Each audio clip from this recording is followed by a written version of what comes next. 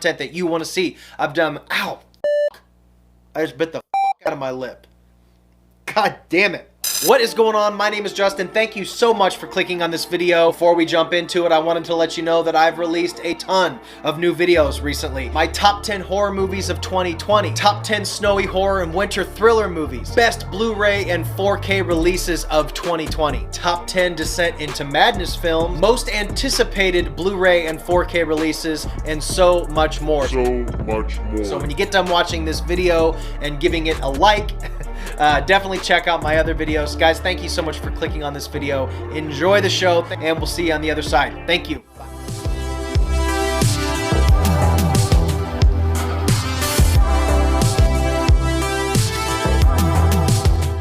What is going on, everybody? How are you doing? Welcome back to the channel. My name is Justin. I hope you're having a fantastic day. I really do. I mean that. This is Movie Watch. On this channel, we talk about movies, nostalgia. I do top 10 lists, trailer reactions, movie reviews. I talk about nostalgic items like toys and collectibles, old TV shows. If that sounds good to you, don't hesitate to hit that subscribe button. As I always say, this is a growing channel and it grows even faster when you guys like and comment and even subscribe. So thank you for doing that, and thank you for all your comments, and thank you as always for helping the channel grow. I really appreciate it. To my returning subscribers, thank you so much for your continued support, and if this is your first time here, thanks for clicking on this video. I really appreciate it. You know, with the new year, I got to thinking, I got fat.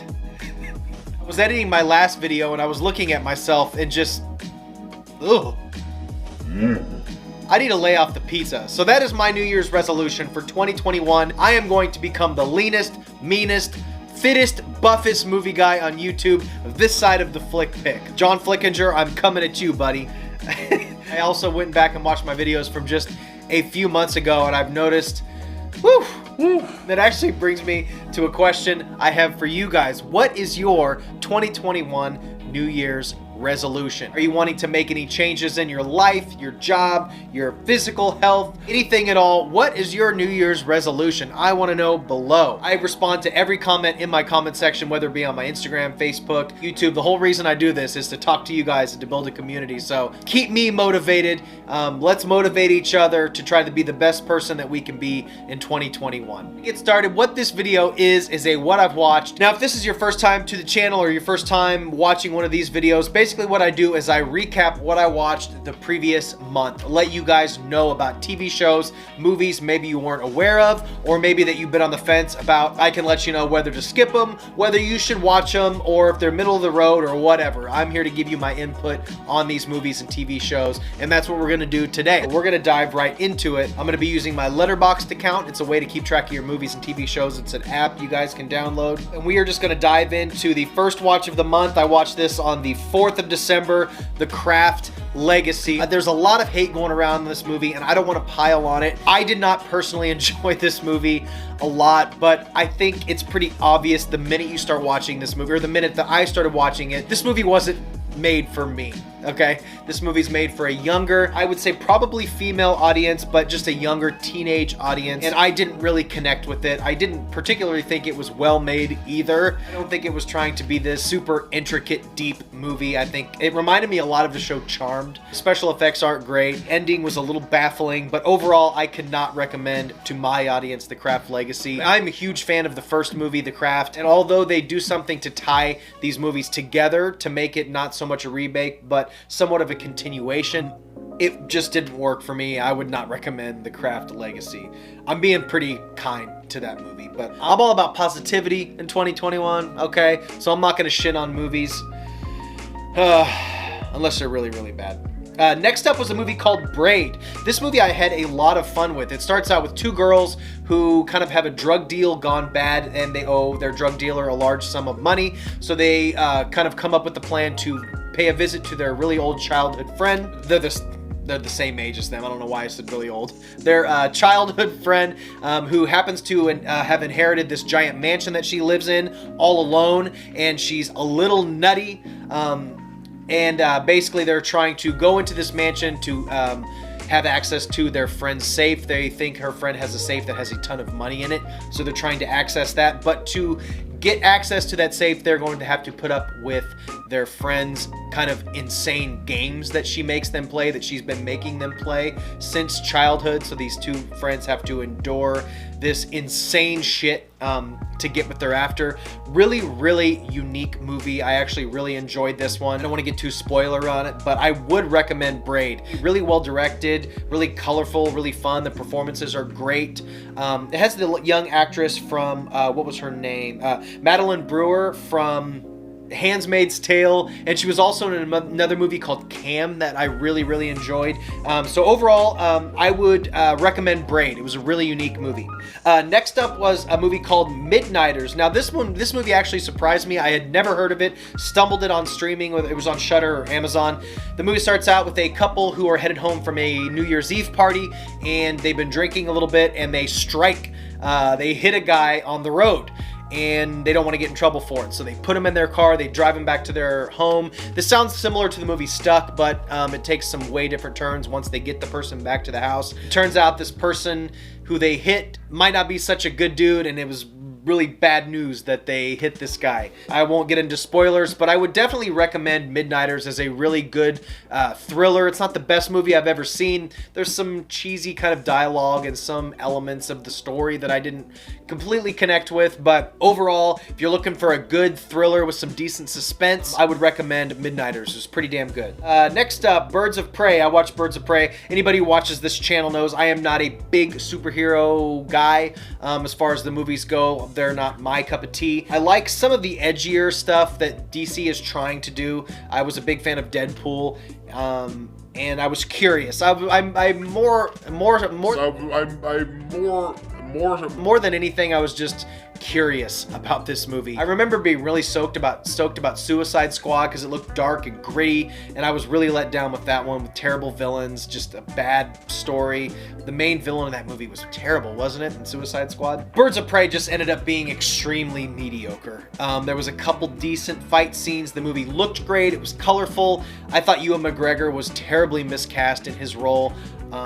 I know they were kind of trying to go a different direction with the villain and not have like an overtly like scene-chewing evil type of villain, but for me it didn't work personally, and the movie just ended up being really bland. I would not recommend Birds of Prey. Next is a movie I definitely would recommend. I actually ended up getting an advanced copy of this movie, and I am going to do a review on this movie. This movie was a lot of fun. Sist.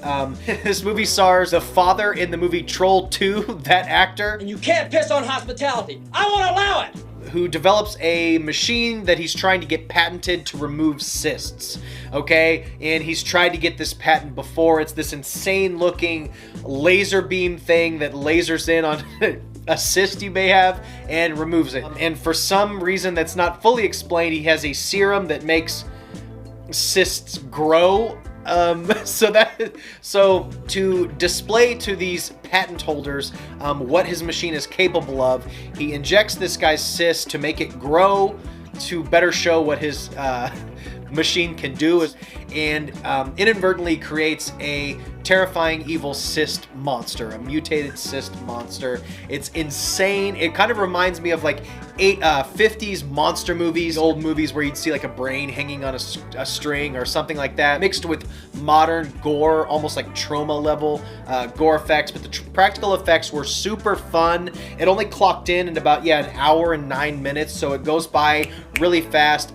Super fun movie. It's not out yet. I'll keep you posted, and a review is coming soon, but keep an eye out for Sist. I really enjoyed Sist. Next up, The Dark and the Wicked. I know a lot of people were talking about The Dark and the Wicked. It was on a lot of people's top 20 list, or top movies of 2020, and it was on mine as well. This movie's really fantastic, super creepy. Basically, a brother and sister go to visit their parents, whose mom has repeatedly told them, do not come here, do not come visit us, and they probably should have heeded the warning, because there is some super spooky shit going on in that house when they get there. I want to tell you more, but I'm gonna hold back because I don't want to spoil anything. I'm gonna recommend The Dark and Wicked pretty pretty avidly. I think you guys should check this one out. It's really, really good. It's not super gory or anything like that, which is fine because I'm actually always in search of movies that actually kind of give me the creeps, and this movie genuinely did that. The Dark and the Wicked, I would suggest watching that. Nightmare Sisters, this was actually a blind buy from Vinegar Syndrome, and I am so glad I bought it because I absolutely loved this ridiculously dumb, entertaining TNA comedy horror movie. You have three sorority sisters that are like the biggest nerds in their sorority house. They don't have a lot of friends, only kind of themselves. One's kind of a nerdy one with like 80s stereotypical characters. One's kind of like supposed to be the fat one, one's supposed to be the nerdy one, and the other one just like can't get a guy or whatever for whatever reason. Linnea Quigley from all the 80s shit. She was in Return of the Living Dead and a bunch of other stuff. One of her friends is a thrift store frequenter, and she brings home this crystal ball. The plot really doesn't matter a whole lot, but anyway, it ended up getting transformed into super sexy succubuses, basically. There's an insane opening scene of this movie where it kind of shows why there's evil in this crystal ball, but ultimately it is just an excuse for some cheesy, ridiculous kills and for these three ladies to be naked for about 25 minutes of an hour and something runtime. It's only an hour and 23 minutes. I highly recommend this movie. The Vinegar Syndrome release is awesome. Beautiful slipcover, amazing restoration, great special features on this one, including a TV cut. So expect a review coming soon because I'm going to review this and Sist in the next couple weeks. Fantastic movies. Nightmare Sisters is a cheesy good time. Another one of my all-time favorite movies. I've seen this movie probably a dozen times. The Hateful Eight, in my opinion, just criminally underrated in Tarantino's filmography. I absolutely love this movie. This was on my top 10 snowy thrillers and Christmas horror movies list. Captures the snowy, claustrophobic vibe so well in this movie. The performances are great. It's bloody as fuck. The ending sequence of this movie is just like, holy shit. It's about as gory as anything he's ever done. And Ennio Morricone, who did the soundtrack, actually used outtakes from The Thing. John Carpenter's The Thing. The soundtrack outtakes from that were actually reworked and put in The Hateful Eight. There's some really horror-driven moments in this movie. It's fantastic. I highly recommend The Hateful Eight if for some reason you haven't seen it. It is very long. It's about 3.5 hours, but Tarantino actually released an extended cut on Netflix, which is broken into episodes. It's a 4-part miniseries, so that's a really good way to watch this movie if you're not ready to dive into a 3.5 hour movie. He breaks it up into nice, clean episodes. Watch The Hateful Eight, it's fantastic. Next up, The Lodge, one of my favorite movies of the year. This actually made my top 10 horror movies of the year. I won't spoil where it is on my list. You should go watch my top 10 list of the year. But this movie was amazing. This movie was kind of polarizing for some people. Some people, it just wasn't for them. I absolutely loved it. Super, super creepy. A shocking opening moment, shocking ending moment. The basic premise is a father and his 2 children cope with the loss of their mother. The dad has a new girlfriend, so he brings them to a cabin so they can all kind of be one happy family together. It sounds kind of like a generic setup, but I assure you it goes places that you will not expect and that you are not expecting. It's fantastic. I highly recommend The Lodge. Super, super creepy movie. Next up, Southbound. This was a fairly decent anthology movie, kind of done by a bunch of different directors, kind of like how ABC's of Death and a couple of those other anthology movies are. Decent setup, a good wraparound story, not super gory, but has some creepy moments in it. Not the best anthology movie I've ever seen, but if you're into anthologies, I would suggest watching it. A little bit better than average as far as anthology movies go. The directors of Ready or Not, which I absolutely loved, had a part in this movie, so they did a good job. But yeah, I would recommend Southbound. It's a pretty decent little movie. Next up, Scrooged, which I did a movie review on. I absolutely love this movie. This is one of the darker Christmas movies that I watch every season. It's done really well. Some amazing practical effects and horror elements. It's basically a retelling of the Christmas Carol story with Bill Murray. He plays a dickhead TV producer who kind of gets visited by ghosts, comes out on the other side a better person, but it's a lot darker than your normal Christmas movies with amazing performances. I love this movie. If you haven't seen Scrooged, I think it came out in 88. Watch it. It's so good. And I did a review on it, so you can watch that. Next up, Promising Young Woman, starring what's her name, Carey Mulligan. This movie had a fantastic look to it. some really good performances. Ultimately, it didn't work for me all the way as a movie. I didn't love it, but I didn't hate it either. I think the trailer kind of markets this movie as a scorned woman having ultimate revenge and kind of almost portrays her as like a slasher character in this movie. That's not really what this movie is. The movie's message has the movie has a really good, strong message. I absolutely respected the message that they were going for, but as a narrative, some of the scenes in it were just sort of cringe, but I liked where it went by the end, and I was honestly pretty shocked where they went at the end. Some people are really, really going to love this movie, and some people just aren't. I thought it had potential. I wish it would have went a little bit further with some of the revenge aspects. I thought it would have. I thought it kind of played those elements a little safe. Ultimately, I think the trailer just kind of misrepresented what kind of movie it was. I don't know. I know people are kind of raving about this movie. I wouldn't recommend it personally. Let me know your thoughts on it. I hope I'm not bumming people out on my opinion of this movie. Ultimately, it just wasn't for me. So Bo Burnham's performance was a little cringe. I think maybe he turned me off. I'm not a huge fan of Bo Burnham. Next up, The Hive. This is actually my second time recording this video. The first time I recorded this video, I had a really tough time explaining this kind and describing it, and I think I'm going to have an equally difficult time this time around. The Hive, basically a guy wakes up in an abandoned kind of camp, summer camp. He's covered in like nasty like disease boils and stuff, and he's trying to put together the pieces of why he's there. He doesn't even really know who he is. This is like David Cronenberg meets Memento. He slowly starts piecing together memories of what how he got to where he is, what happened to everybody else at the camp, using memories that may not even be his, and he's trying to figure out why he has other people's memories in his head.